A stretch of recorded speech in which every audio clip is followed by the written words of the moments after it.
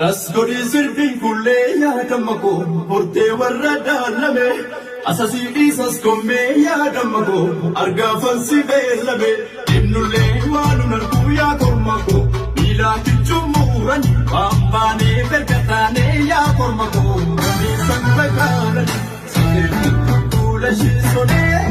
Tas godi sirbin kulle yaadamako hortee warra daalame asasi isas komme yaadamako argaafan si beellame innullee waanun arguu yaa kormako miilaa kichumuuran baambaanee bergataanee yaa kormako miisan bakaalan sadeetu tuula shiisonee.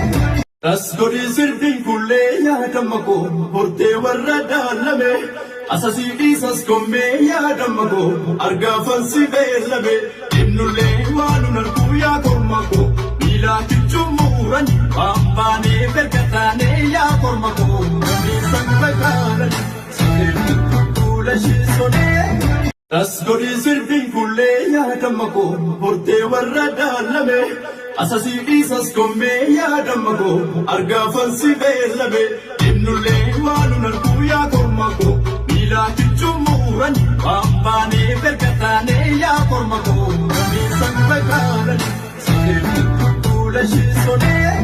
Tas godi sirbin kulle yaadamako hortee warra daalame asasi isas komme yaadamako argaafan si beellame innullee waanun arguu yaa kormako miilaa kichumuuran baambaanee bergataanee yaa kormako miisan bakaalan sadeetu tuula shiisonee.